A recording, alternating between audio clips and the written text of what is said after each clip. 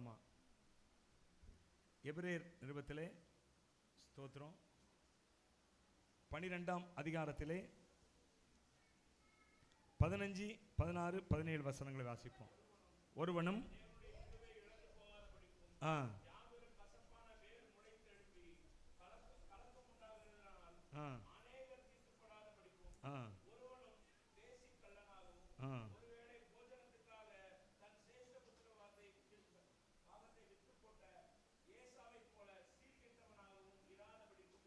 எச்சரிக்கையாருங்கள்.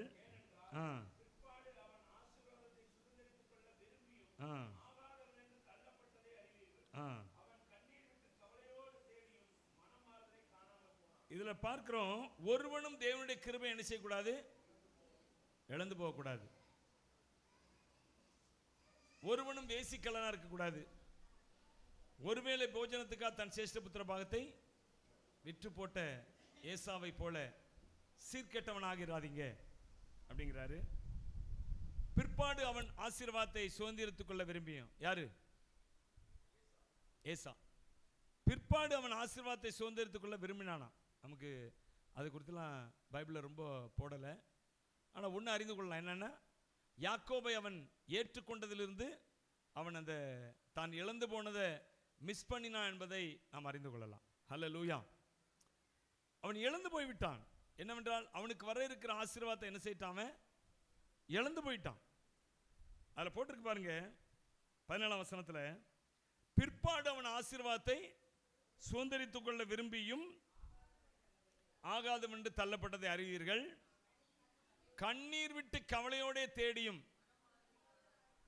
பாருங்க, அதில் போட்டிருக்கு, அந்த வசனத்தில் ஒரு வசனத்திலே முதல்ல போட்டிருக்கு அவன் ஆசீர்வாதத்தை சுதந்திரித்துக் கொள்ள விரும்பினான். பின்னாடி போட்டிருக்கு மனமாறுதலை காணாமல் போனான் அப்படின்னு.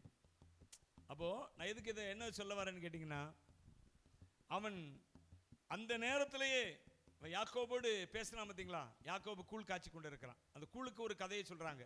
என்னென்னா, அந்த கூழ் சேஷ்டபுத்திர பாகம் வச்சிருக்கிறவன் காய்ச்சிற கூழாம் அது. அல்லேலூயா. என்னது சேஷ்டபுத்திர பாகம் உங்களுக்கு தெரியுமா? தெரியுங்களா உங்களுக்கு? அந்த மூத்த பிள்ளைக்கென்று ஒரு விசேஷித்த பங்கு, ஒரு விசேஷித்த ஆசீர்வாதம். ஒரு தகப்பனுக்கு எத்தனை பிள்ளைகள் இருந்தாலும் மூத்த பிள்ளைக்கென்று ஒரு விசேஷ ஆசீர்வாதம், அதுதான் சேஷ்டபுத்திர பாகம்.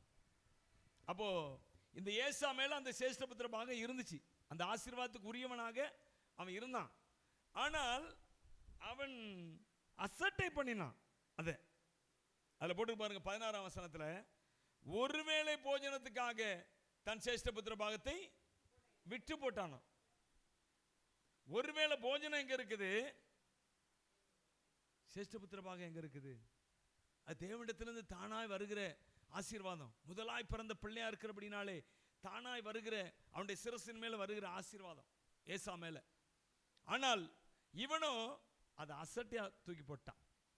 நான் பசியால் சாகிறேனே இந்த சேஷ்டபுத்திர, அவன் சொல்றான். அதுல அந்த வசனம் நீங்க ஆதியாகமத்தில் எடுத்து போட்டீங்கன்னா,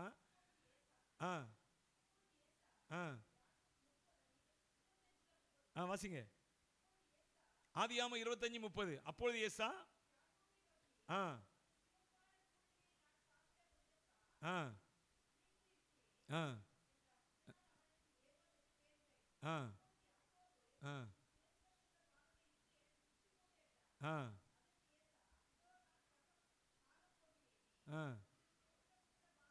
ஐயா, ஒருவேளை சாப்பாட்டுக்காக செத்துருவானாயா எங்கேயாவது?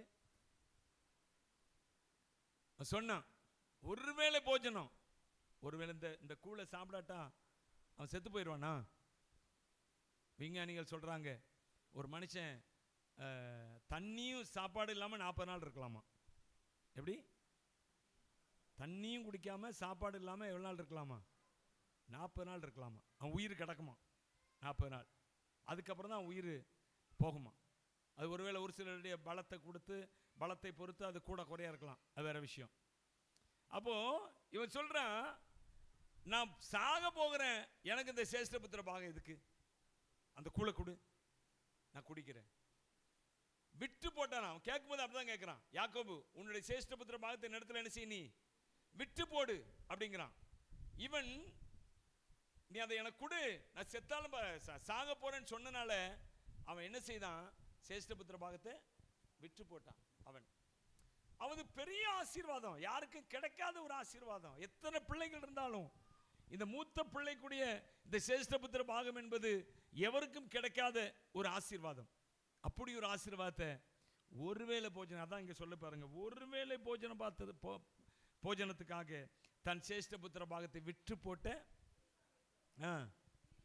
சீர்கெட்டவன். பைபிள் அவனுக்கு ஒரு பெயர் கொடுக்குது பாருங்க, ஏசாவுக்கு. அவன் எப்படிப்பட்டவன்? அவன் சீர்கெட்டு போனவன், விளங்காத பய அப்படிங்குது பைபிள் அவனை குறிச்சு. வேதத்துக்கு அவன் மேல எரிச்சல். கர்த்தருடைய ஆவியானவருக்கு, ஏன்னா வேதத்துக்கு ஆசிரியர் யார் தான்? ஆவியானவர் தான். ஆவியானவருக்கு அவன் மேல என்னது? எரிச்சல். ஏசாவை யாக்கோபை போல அல்லாமல் ஏசா அவன் சீர்கெட்டவனாய் போனான். கர்மியானவர்களே, யாக்கோபு அப்படி இல்லை, அவன் ஏமாற்றுக்காரனா இருந்தான். ஆனாலும் அவன் எதை, நான் அதான் சொல்ல வந்த இடையில விட்டுட்டேன்னா, அந்த கூழ் என்பது அது என்னன்னு சொன்னேன், யார் சேஷ்டபுத்திர பாகத்துக்கு உரியவனோ அவன் காய்ச்சி குடிக்கக்கூடிய கூழாம் அது. ஒரு வேற ஆராய்ச்சியாளர் சொல்றாரு, அதை அவன் காய்ச்சிட்டு இருக்கிறான். யாரு? யாக்கோபு காய்ச்சிட்டு இருக்கிறாங்க, ஏசா காய்ச்சல. யார் காய்ச்சிட்டு இருக்கிறான்? யாக்கோபு காய்ச்சிட்டு இருக்கிறான். இவன் என்ன ஏதுன்னு கூட கேட்கல. யாக்கோபு எப்பவுமே அவரு காரியக்காரன். யாக்கோபு என்னது? யாக்கோபு இன்னைக்கு ஆவிக்குரியவங்க நிறைய பேர் அப்படிதான் இருக்காங்க, நல்ல காரியக்காரங்களா இருக்காங்க. அல்லேலூயா. ஆச்சரியமா இருக்கும் ஒரு சில ஆவிக்குரியவன் சொல்றவங்க பார்த்தீங்கன்னா, அது அவங்க காரியம் அப்படிதான் முடிஞ்சு போகும், அது வேற விஷயம். எனக்கு தெரிஞ்ச ஒரு நண்பர்லாம் இருக்கிறாரு, ஆவிக்குரியவர், மிஷினரி பாரம் அப்படி உடையவர். அவர் ஒருத்தர்கிட்ட பேசணும் அப்படின்னா அப்படி அந்த மிஷினரி ஸ்தாபனங்களுக்காக, அவர் மிஷினரி ஸ்தாபனங்கள்லாம் ஒர்க் பண்ணார். மிஷினரி ஸ்தாபனத்துக்காக எவ்வளவு ஆயிரக்கணக்கில் கொடுக்கனாலும் கொடுப்பாங்க. அப்படி மடியில் இருக்கிற பிள்ளை விழுந்துருப்பாங்கல்ல, வயிற்றில் இருக்கிற பிள்ளை, கற்பத்தில் இருக்கிற பிள்ளை, ஒரு சிலர் பேசுனா விழுந்துரும் அப்படிம்பாங்க, கீழே நழுவி கீழே வந்துடும் அப்படிம்பாங்க. அப்படி பேசுவார் அவர். ஆனால் காரியம் என்ன பார்த்தீங்கன்னா, இன்னைக்கு என்கிட்ட அப்படி பேசிட்டு இருப்பார். என்னைய அவ்வளவு புகழ்ச்சியா அப்படி பேசுவார். நான் அப்படியே மயங்கிடுவேன் அவர் பேசல, மயங்கி அவர் சொன்னதெல்லாம் செய்வேன். அடுத்து என்னோட பெரிய ஆள் ஒரு ஆள் வருவார், அப்படி நம்மளை விட்டு கண்டுக்கவே மாட்டார், அங்கே போய் பேசிட்டு இருப்பார் அவர்கிட்ட. அப்படிலாம் நிறைய காரியக்காரங்க இருக்காங்க. நம்ம அப்படி இருக்கக்கூடாது, யாக்கோபை போல இருக்கக்கூடாது. ஆனாலும் யாக்கோபு அவன் கர்த்தருடைய காரியத்திலையும் காரியமா இருந்த. சில பேர் உலகத்தில் மட்டும் காரியமா இருப்பான், ஆனா கர்த்தருடைய காரியத்தில் விட்டுருவான், லூஸ்ல விட்டுருவான். ஆனா இவன் கர்த்தருக்குரியதுல ரொம்ப கவனமா இருந்தான். இவன் அவன் காய்ச்ச வேண்டிய கூழ இவன் காய்ச்சிட்டு இருக்கிறான். அவன் பசியா வருவான்னு இவனுக்கு தெரியும். யாக்கோபுக்கு பசியா வர்ற நேரத்தில் இதை கொடுத்தோன்னா அவன் என்ன செய்வான், விற்று போட்டுருவான்னு அவனுக்கு தெரியும் யாக்கோபுக்கு. அதனால அவன் கேட்கிறான், கரெக்டாக சகோதரனுக்கு கூழ் கொடுக்கறதுல எவனா விலை பேசுவானா? இந்த யாக்கோபு விலை பேசுறான். என்ன பேசுறான்? சேஷ்டபுத்திர பாகத்தை எனக்கு விற்று போடு அப்படிங்கிறான். எனக்கு தருவேன்னு சொல்லு அப்படின்னு கூட சொல்ல, விற்று போடு. அப்பெல்லாம் வாய்மொழி தானே, இந்த மாதிரி போல மாதிரி பத்திரம் அப்படி இப்படிலாம் கிடையாது. அந்த நாட்களில் எதுனாலும் என்னதுதான் வாய்மொழி. அதனால விற்று போடுன்னு சொன்னேன்னு, எனக்கு என்னத்துக்கு பிடி, நீயே வச்சுக்கோ சொல்லிட்டான். கூழ குடிச்சான், பசி ஆறிட்டு போயிட்டான். ஆனா இவன் பெரிய ஆசீர்வாதம் உடையவனா மாறிட்டான். அல்லேலூயா. ஏசா அட்ரஸ் எல்லாம் போயிட்டான், யாக்கோபு அவன் மிகப்பெரிய அட்ரஸ் உடையவனா மாறிட்டான். இஸ்ரவேல் தேசமே அவன் பேர்ல இருக்குது இப்போ. அல்லேலூயா. இஸ்ரவேல் தேசம் யார் பேர்ல இருக்குது?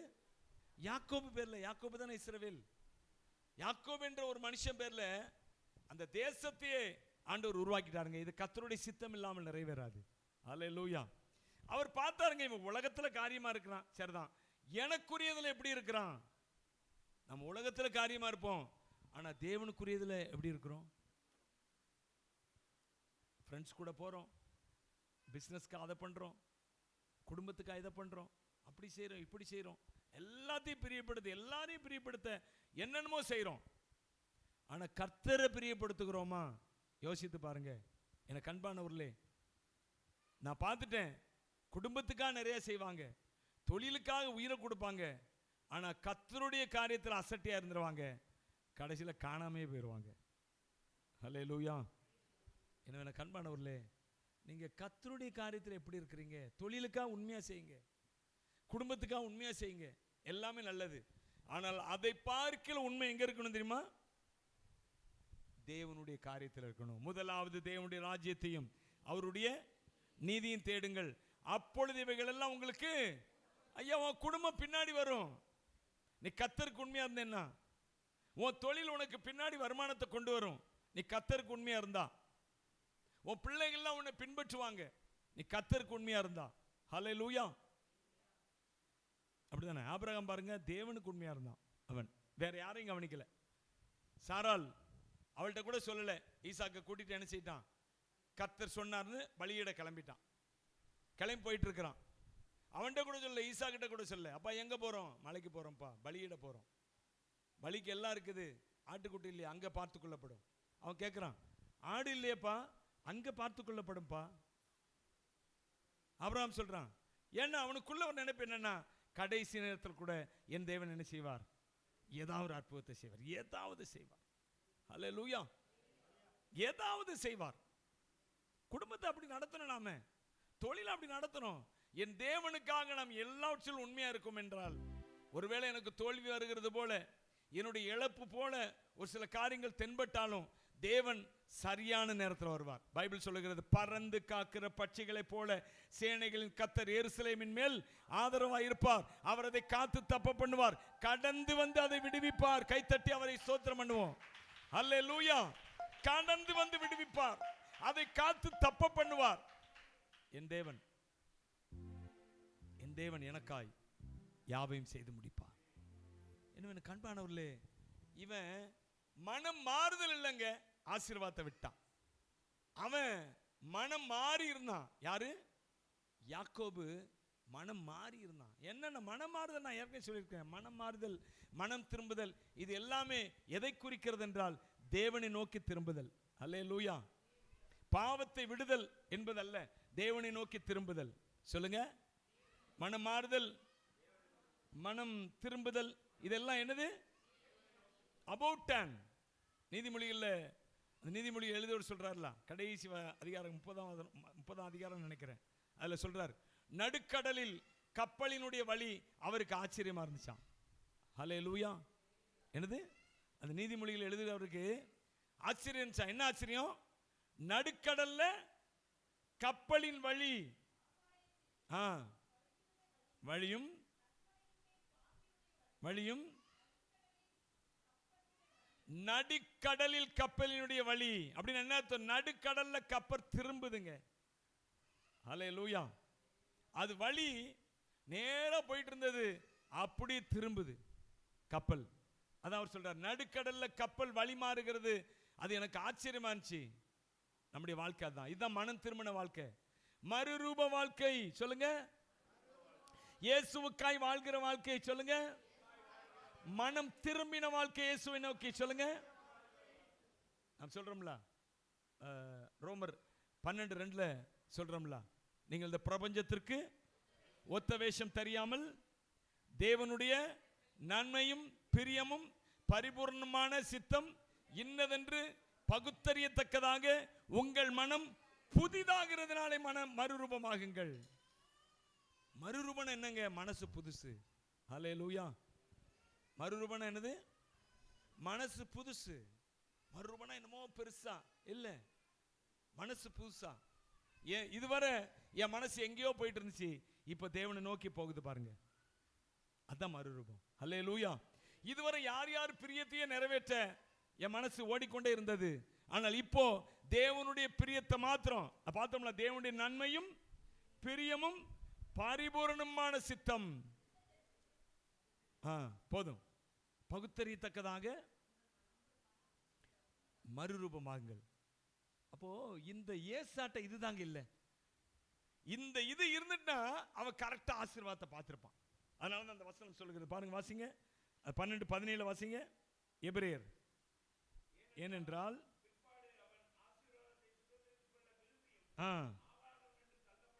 அறிவீர்கள், மனம் மாறுதலை விட்டுட்டேனே, அவன் ஆசீர்வாதத்தை விட்டுட்டேனே அழல, கண்ணீர் விட்டானா, கவலையோட தேடினானா. எதை தேடினா? மனம் மாறு. அப்போ மனம் மாறுதல் என்பது, தேவனை நோக்கி திரும்புவது என்பது ஒரு நேரத்தில் நடைபெறும், எல்லா நேரத்திலும் கிடைக்காது இந்த வாய்ப்பு. அதனால தான் அந்த முதல் 15ஆம் வசனம் சொல்லுகிறது, ஒருவனும் தேவனுடைய கிருபையை இழந்து போகாதபடிக்கு பாருங்கள். ஐயா, இப்ப டைம். பவுல் சொல்றாருல, கொரிந்தியர் நினைக்கிறேன், அவர் சொல்றாரு, இதோ இன்றைக்கே ரட்சணி நாள், இப்பொழுதே அணுக்கிற காலம்.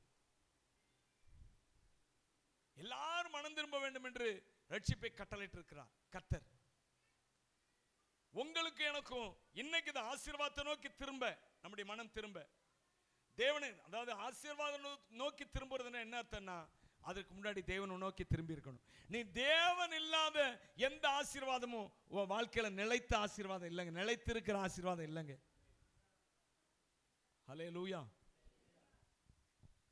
நாம் 52ஆம் சங்கீதத்தில் பார்க்கும் பார்த்தீங்களா, நானும் தேவனுடைய ஆலயத்தில் பச்சையான ஒலிவ மரத்தை போல இருக்கிறேன்.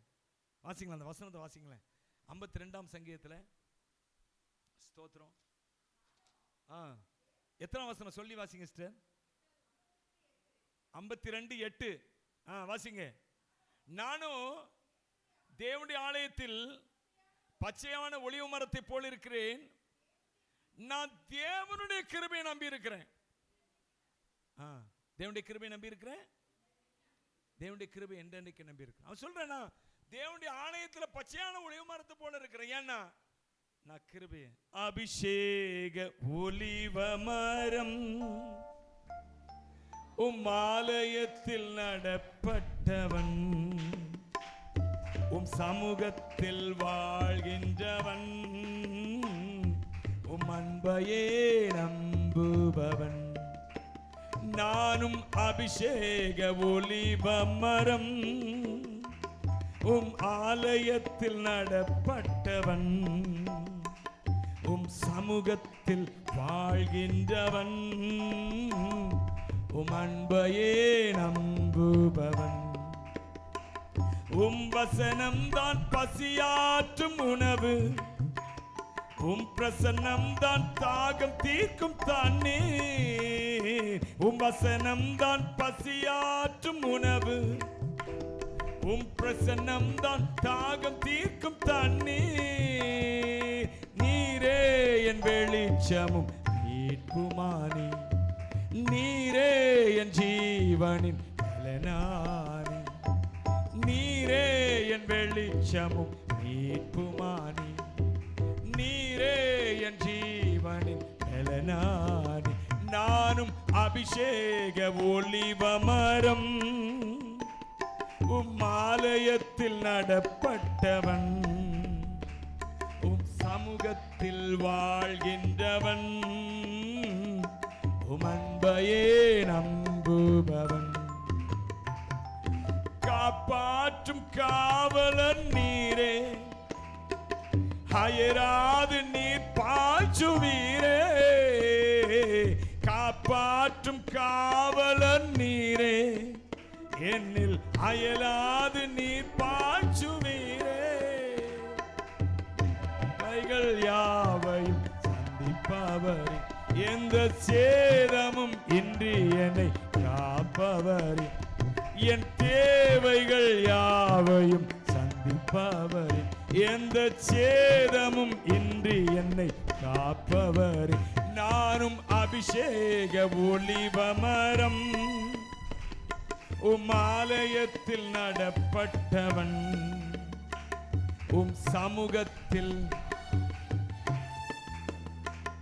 உம் அன்பையே நம்புபவன். பெலன் தரும் புகலிடம் நீரே, உம்மில் வேரூண்ட கிருபை செய்வீரே. பெலன் தரும் புகலிடம் நீரே, உம்மில் மலர்ந்திடுவேன் நான் கனி கொடுப்பேன். இந்த உலகமெங்கும் நான் பலன் கொடுப்பேன். மலர்ந்திடுவேன் நான் கனி கொடுப்பேன். இந்த உலகமெங்கும் நான் பலன்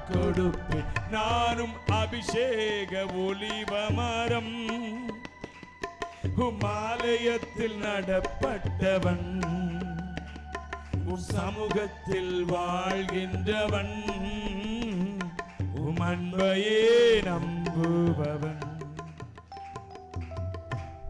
தேவனுடைய ஆலயத்தின் பச்சையான ஒளிவ மரம் அப்படி இருக்கன்னா அப்படி கிருபை மாத்திரம் நம்பி இருக்கணும். ஹல்லேலூயா. கிருபையை இழந்து போனவர்களா இருக்க கூடாது. அதுல சொல்லப்படும் ஏன் கிருபையை இழந்து போனான்னு சொல்லப்பட்டிருக்கு பாருங்க. அதே வசனத்துல பிரைஸ் தி லார்ட் 15 வசனம் திரும்ப வாசிங்க. 12-15 எபிரேயர். யாதொரு கசப்பான வேர்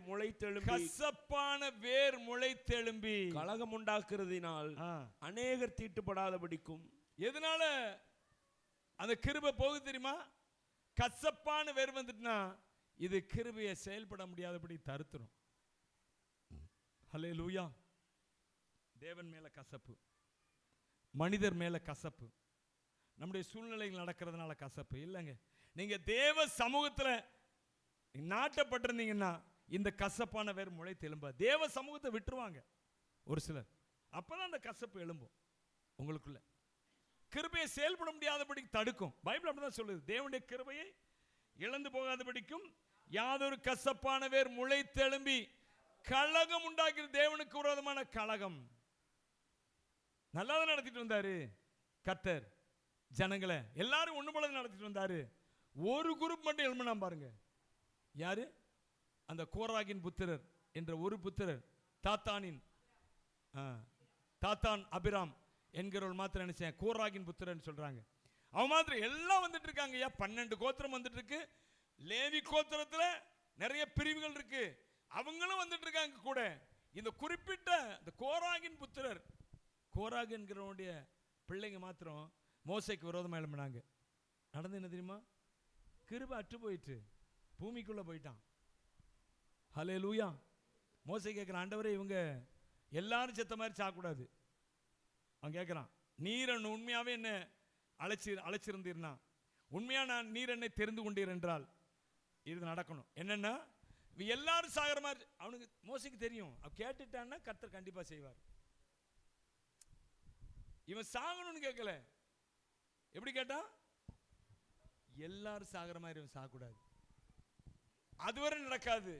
பூமி என்ன ஆகுது? பிளக்குது. எல்லாரும் அந்த அவங்க மாத்திரம் எல்லாரும் மற்றவங்க எல்லாம் விலகி போயிருங்கட்டான் மோசே. எல்லாரும் விலகி போயிட்டாங்க. இவன் மாத்திரம் நின்று இருந்தான். இவன் நின்று இருந்த இடத்துல அப்படி பூமி பளந்து எல்லாரும் உள்ள போயிட்டாங்க. உள்ள போய் என்ன ஆயிட்டாங்க? சமாதி ஆயிட்டாங்க.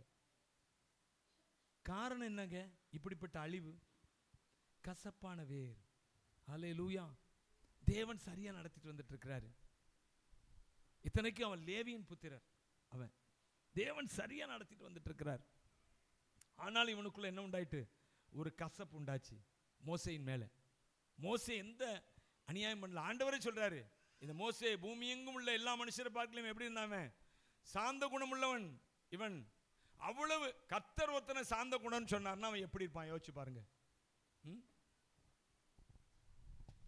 கர்த்தர் தம்முடைய கிருபையினால ஒருத்தரை ஆசீர்வதிக்கிறாரு, ஒருத்தரை நடத்துறாரு. ஆனா அவன் குணத்தை வச்சு இல்ல. ஆனா மோசே பார்த்து சொல்றாரு, இவன் பூமி எங்கும் உள்ள எல்லா மனுஷரை பார்க்கலும் எப்படி இருக்காம? சாந்த குணம் உள்ளவனா இருந்தான். அவன் தீர்க்கதரிசி பார்க்கலும் மேன்மை உள்ளவனா இருந்தான் மோசே. தேவன் சர்டிபிகேட் கொடுத்தார்னா அவன் எவ்வளவு பெரிய நல்லவனா இருந்திருப்பான். யோசிச்சு பாருங்க. ஆனால் அவன் மேல இவனுக்கு கசப்பு. இது வெறும் கசப்பு அல்ல, பொறாமை. ஹல்லேலூயா. இவனும் எங்க குரூப்ல உள்ளவன் தானே, எங்க கோத்திரத்தில் உள்ளவன் தானே. என்ன கோத்திரம்? மோசையும் லேவி கோத்திரம் தான். அந்த கோராகின் புத்திரரும் யார் தான்? லேவி கோத்திரம் தான் அவங்க. இவனும் எங்க கோத்திரத்தில் உள்ளவன் தானே. இவனுக்கு மட்டும் என்ன இப்படி ஒரு மேன்மை? எல்லா ஜனங்களும் இவன் சொல்றதை கேட்டு காலையிலேருந்து சாயந்தரம் வரை கூட்டம் கூட்டமா ஜனங்கள் இவனிடத்தில் நியாயம் விசாரிக்க போக மோசையின் இடத்துல இவனுக்கு மட்டும் என்ன அப்படி ஒரு மேன்மை? பொறாமை. பொறாமை கசப்பு உண்டாக்குச்சு. கசப்பு கிருபை இழந்து போக பண்ணுச்சு. கிருபை இழந்து போனனால பூமிக்குள்ள போய் அழிந்து மாண்டு போனார்கள். எனவே இந்த கசப்பு உண்டாருக்கு நிறைய காரணங்கள் இருக்கலாம். பொறாமை இருக்கலாம், பெருமை இருக்கலாம், இப்படி நிறைய. அருமையானவர்களே, நான் இன்றைக்கு இந்த இதை குறித்து இவ்வளவு டெமான்ஸ்ட்ரேட் பண்ணி பேசணும்னு நான் வரல.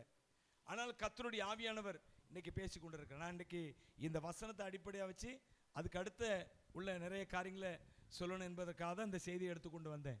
ஆனால் இப்போ கர்த்தருடைய ஆவியானவர் வேற விதமாக நடத்துகிறார். எனவே எனக்கு கண்பானவர்களே, இந்த கசப்பு எதனால எழும்புகிறது என்பதை கொஞ்சம் யோசித்து பாருங்க.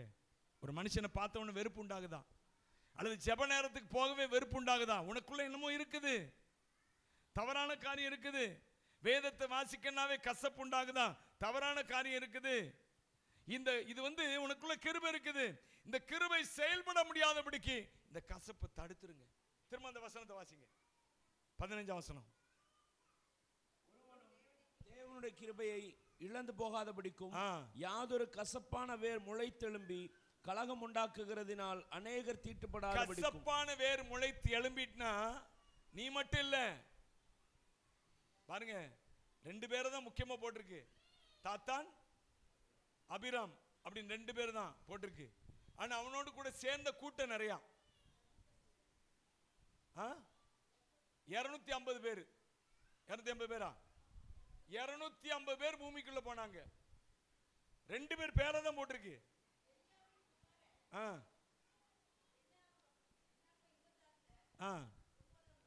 வாசிங்க.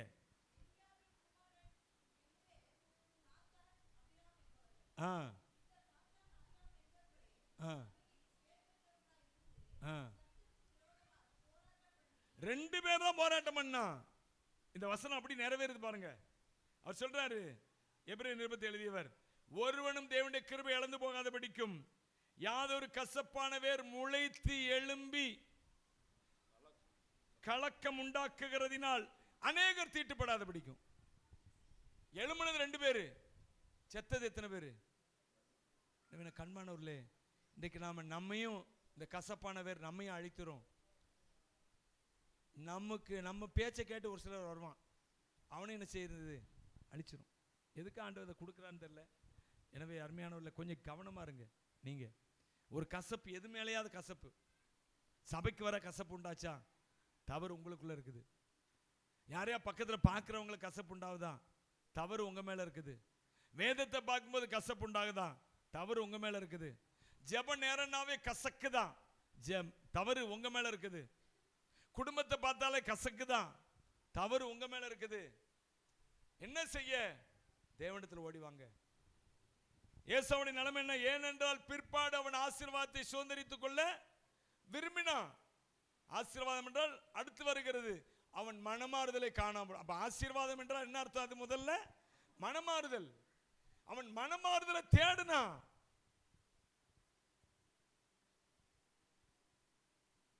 இதுதான் உங்க டைம். ஆண்டவர் உங்களுக்கு இந்த நாளில் டைம் கொடுக்கிறார். தேவனிடத்தில் ஓடி வந்துருங்க.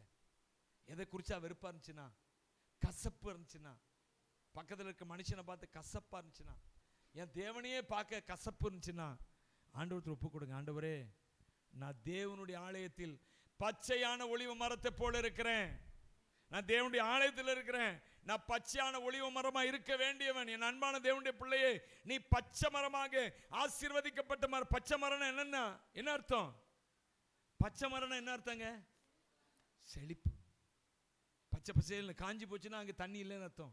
பச்சை பசேல் இருந்துச்சுன்னு அர்த்தம் அங்க செழிப்பு இருக்குன்னு அர்த்தம். அங்க ஆசீர்வாதம் இருக்குது. நீங்களும் நானும் தேவனுடைய ஆலயத்துக்கு வந்துட்டோம். இந்த தேவனுடைய ஆலயத்தில் நான் பச்சையான ஒலிவ மரமா இருக்கணும்.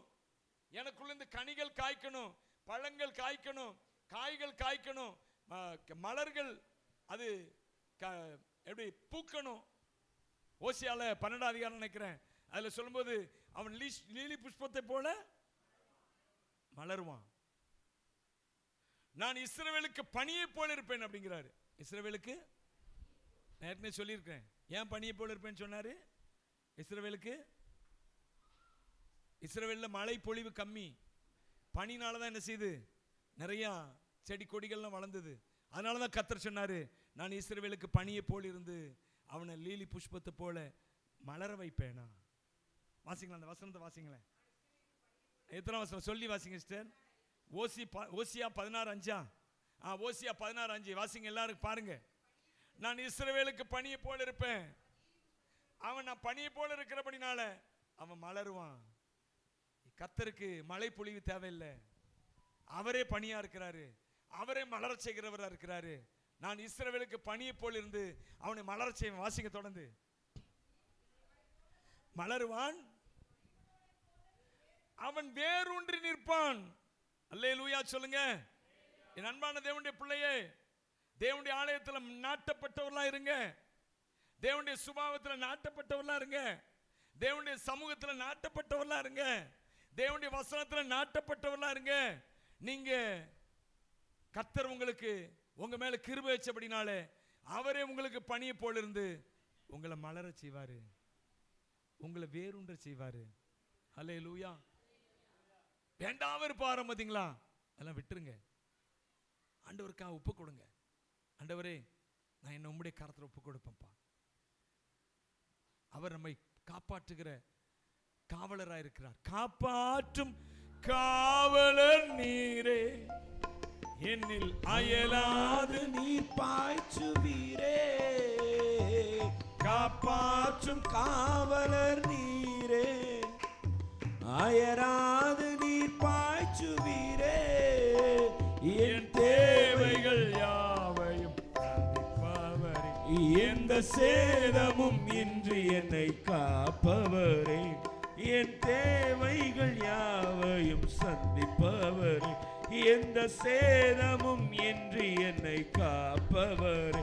நானும் அபிஷேக ஒலிவ மரம், உம் ஆலயத்தில் நடப்பட்டவன், உம் சமூகத்தில் வாழ்கின்றவன், உம் அன்பையே நம்புபவன். ஒரு வசனத்தை வாசிப்போமே. ஏசாயா புஸ்தகத்தில் 27ஆம் அதிகாரத்திலே 2ஆம் வசனத்திலிருந்து வாசிங்க.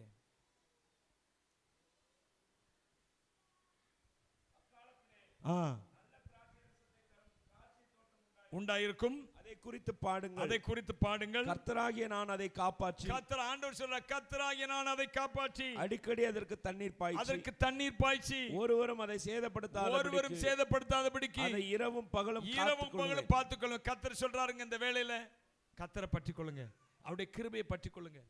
கசப்பு உங்களை விட்டு தூர போடுங்க. உபவாசம் இருங்க, வேத வசனத்தில் உட்கார்ந்து வாசிங்க, வேலைக்கு போகாதீங்க, தேவ சமூகத்தில் விழுந்து கிடங்க. அல்லேலூயா. இதெல்லாம் நடக்கூடிய காரியமா? என் அன்பானவர்களே, நீ தேவனுடைய ஆசீர்வாதத்தை பற்றி கொள்ளன்னா இதெல்லாம் நடத்தி தான் ஆகணும். அல்லேலூயா. தேவனை பற்றி கொண்டீங்கன்னா, என் மருமகன் இருக்காருல்ல, என் மகளோட மாப்பிள்ளை, அவர் ஒரு வருஷத்துக்கு முன்னாடி அவர்கிட்ட ஏதாவது ஒரு காரியத்துக்கு வரேன்னா நிறையா காரியத்துக்கு வரவே மாட்டார். ஏன்னா அவர் நோக்கமெல்லாம் தொழில் தான். தொழிலில் எப்படியாவது என்ன செய்யணும், ஒரு பெரிய ஒரு உயரத்துக்கு போகணும். என் மகளும் அப்படி தான். ஏன் அவர் வரமாட்டேங்கிறார் அப்படின்னு கேட்டால், எப்பா அவர் ப்ரொஃபஷனில் நல்லா போகிறதுக்கு விடுங்க, அவர் வளர்ச்சி அடைகிறதுக்கு விடுங்க அப்படின்றவான். அப்படி தான் சொல்லுவான். ஆனால் ஒரு நேரத்தில் ஒரு மனம் மாறுதல் உண்டாச்சு பாருங்க. எது? இந்த அபிஷேக கூட்டத்துக்கு வந்தார், வல்லமையை பெற்றுக்கொண்டார், அபிஷேகத்தை பெற்றுக்கொண்டார் பாருங்க. அப்படி டேன் டு தி சைட். அல்லேலூயா. About turn. அப்படி மாதிரி இப்போ எங்கேயுமே போக விருப்பப்பட மாட்டேங்கிறாரு. கர்த்தருடைய சமூகத்தில் உட்காந்துருப்போம். ஒன்று ஊழியத்துக்கு போகணும், அல்லது அவர் பாட்டில் வீட்டில் இருந்தாலும் மாடியில் போய் ஜெபம் பண்ணிட்டே இருக்கிறாரு, பைபிளை வாசிட்டே இருக்கிறாரு, மெசேஜ் ப்ரிப்பேர் பண்ணிட்டே இருக்கிறாரு. வேறு எதை குறித்த கவலையும் இல்லை. எப்படி நடந்ததுங்க? ஒரு டேன், அவ்வளோதான். கர்த்தருடைய சமூகத்துக்கு என்று ஒப்பு கொடுத்தா இதெல்லாம் ஈஸிங்க. அல்லேலூயா. எல்லாத்தையும் விட்டார். அவர் பெரிய ஆஃபீஸ் போட்டு, ஏசி ரூம் போட்டு, 2-3 பேர் வேலைக்கு வச்சு, நிறைய லேப்டாப் வச்சு, அப்படி ஆடிட்டிங் ஒர்க் பார்த்துட்டு இருந்தார். எல்லாத்தையும் விட்டுட்டாரு. இப்போ அதை பூரா அவருக்கு நிறைய கிளைண்ட்ஸ் இருந்தாங்க, பெரிய பெரிய ஃபேக்ட்ரிலாம் அவர் கிளைண்ட்ஸ் இருந்தாங்க. எல்லாரும் அவர்கிட்ட வேலை பார்த்த ஒரு பையன்கிட்ட தூக்கி கொடுத்தாரு. தூக்கி கொடுத்து நீயே பாரு அப்படின்னு சொல்லி கொடுத்துட்டு இப்போ வெறுமனே உட்காந்துருக்கிறாரு. வருமானம் இல்லை, உண்மைதான். ஆனால் கிருபையை பற்றி கொண்டு விட்டார். அல்லேலூயா. ஈஸிங்க. அதாவது நம்ம நினச்சிட்டு இருக்கிற வரை தான் அதில், ஐயா இதெல்லாம் எனக்கு முடியுமா, என் வீட்டை யார் பார்ப்பா, தொழில் எவ்வளோ விரிவடைஞ்சிருக்கு, இதெல்லாம் யார் பார்ப்பா. ஆண்டவர்கிட்ட ஒப்பு கொடுத்தாலும் இதெல்லாம் ஈஸி. அதுக்கப்புறம் அல்லேலூயா. ஏசா சொல்ற பாருங்க, மனமாறுதல காண முடியல. அவன் இப்ப நினைக்கிறான், ஐயோ எல்லாத்தையும் விட்டுட்டு ஆண்டவர் சமூகத்தில் விழுந்து கிடக்கலாம் இந்த யாக்கோபை போல. முடியல அவனுக்கு. ஏன்னா அந்த டைமை விட்டுட்டான். என் அன்பானவர்களே, இன்றைக்கு இந்த டைம் உங்களுக்கு கொடுக்கிறார் கர்த்தர். இதுவே அனுக்கிற காலம், இப்பொழுதே ரட்சணிய நாள். தேவன் கொடுக்கிற அவருடைய கிருபையை பற்றி கொள்ளுங்க. அவர் சொல்றாரு, நீ கிருபையை பற்றி கொண்டேன்னா, இது தீர்க்கதரிசன வார்த்தைங்க. இது ஆண்டவர் சொல்றாரு, கர்த்தராகிய நான் அதை காப்பாற்றுவேன். உங்களை அவர் காப்பாற்றுவார். நான் அதற்கு தண்ணீர் பாய்ச்சுவேன். அவர் உங்களுக்கு தேவையான எல்லாவற்றையும் செய்வார். நீங்க செழிக்கிறதற்கு ஒருவரும் சேதப்படுத்தாதபடிக்கு இரவும் பகலும் காத்துக்கொள்வேன். எல்லாரும் அப்படி முழந்தால் படியலாம். என் அன்பார்களே, நாளைக்கு கொடுக்க வந்த செய்தி வேற. ஆனால் தேவன் அடிப்படையாக இந்த வார்த்தையை வச்சு பேசணும்னு தான் வந்தேன். ஆனால் இதை கொண்டே நிறைய காரியங்கள் உங்களோடு பேசிட்டாரு. எனக்கு தெரியும். ஒரே ஒரு காரியம், உங்களுக்குள்ள எதை குறித்து கசப்பு இருக்குது? தேவ சமூகத்தை குறித்து கசப்பு இருக்குதா? வேத வசனங்களை குறித்து எரிச்சல் வருதா? இன்றைக்கு மனமாறும்படியாக தேவன் உங்களுக்கு நாள் குறித்திருக்கிறார். இன்றே ரட்சணை நாள், இப்பொழுதே அனுக்கிற காலம். இதுதான் தேவன் உங்களுக்கு விதித்திருக்கிற நியமித்திருக்கிற காலம். இந்த நாள்ல ஒப்புக் கொடுங்க. வேண்டாம் ஆண்டவரே, என் வாழ்க்கை இப்படியே போயிட்டு இருக்க வேண்டாம். தேவனே, உம்முடைய கரத்துல என்ன அர்ப்பணிக்கிறப்பா. ரீபா ஷாக்கா தூரா பாலோ காரா ஹாகோ தாக்கி மானோ கார கந்த ரூக லங்க ரோத்த லம்பரத்தி அந்த லூதர பலவா. என் அருமையான சகோதரனே, இன்னைக்கு மனமாறுதலை காணும்படிக்கு உன்னை ஒப்புக் கொடு தேவ சமூகத்தில். இப்படிதான் வாழ்க்கை கசப்பா போயிட்டு இருக்கும். ஆமா, ஒரு கசப்பான வேர் முளைத்தெலும்பி கலக்கம் உண்டாக்கி உனக்கு கலக்கம் உண்டாக்கும்.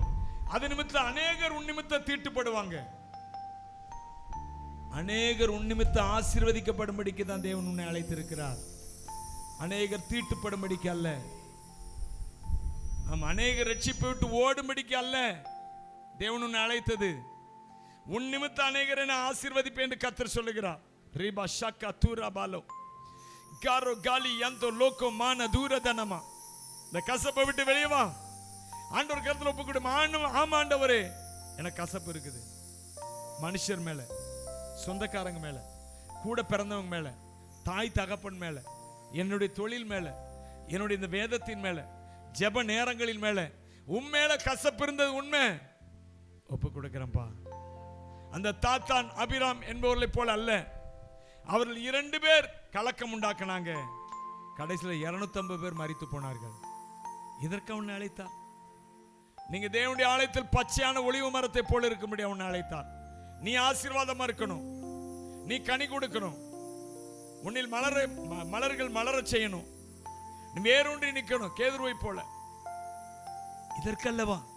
இதற்கல்லவா தேவன் உன்னை அழைத்தார். தேவனே, என்னிடத்தில் இருந்த கசப்பு நீங்கி போகட்டும். நான் உம்மண்டையில் வருகிறேன்.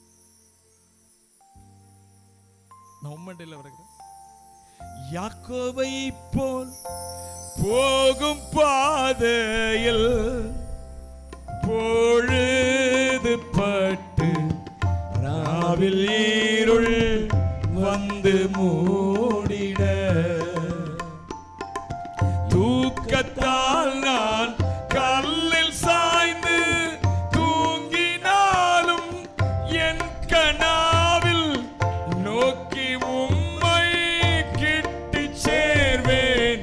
வாக்கெடுங்கா வல்ல நாதா தேவனே, நான் உமதண்டையில் இன்னும் நெருங்கி சேர்வதே என் நாவல் பூமியில். ஸ்தோத்திரம். ஆண்டவர் கருத்துல அப்படியே ஒப்பு கொடுக்கலாம். ஒப்பு கொடுக்கிறோம். கரங்களை உயர்த்துங்க. உண்மையாவே உங்களுக்கு எது நிமித்தமா கசப்பு இருந்துச்சுன்னா உங்க கையை வைத்து காமிச்சிருங்க ஆண்டவருக்கு. இந்த நாள்ல அது மாறுகிறது. இந்த நாள்ல மாறுது. கர்த்தருடைய ஆவியானுடைய வல்லம் உங்க மேல இறங்குது. ரீபால்ல ஷாந்த் அவரால நீக்க முடியாது. அவரால் புறம்பாக்கி போட முடியாத ஒரு புளித்த மாவு ஒன்றும் இல்லை. இப்பொழுது உங்களுக்குள்ள காணப்படுகிற அந்த புளித்த மாவு உங்களை விட்டு நீங்கி போகிறது இயேசுவின் நாமத்தினாலே. அந்த கட்டுகளை ஒட்டைக்கிறேன், கசப்பின் கட்டுகளை. ரீமா ஷாக்கா தூலா பாரோ காலகார தீயங்கார பலமா ரந்த பானு கத்தி அங்க ரூதன மரபோ சந்தர துலா பரமனமோ அபுரத்துனா கரமா லந்து கரக்கனந்தி அக்கரமா. நன்றின்னு சொல்லுங்க. நன்றியப்பா, எனக்குள்ள இருக்க கசப்பை நீக்கி போட்டக்கா நன்றி, நீக்கி போட்டக்கா நன்றி. நல்ல பிதாவே ஸ்தோத்திரம். இதனால் சொன்ன வார்த்தைகளுக்கா நன்றி ஆண்டவர். உம்முடைய வார்த்தைகளை மாத்திரம் நான் சொல்லியிருக்கிறேன் ஆண்டவரே. எனக்கு நல்ல தெரியும் தீர்க்க தரிசன வார்த்தைகள் ஆண்டவரே. என்னுடைய பிள்ளைகளோடு தெளிவாய் பேசியிருக்கிறேன்.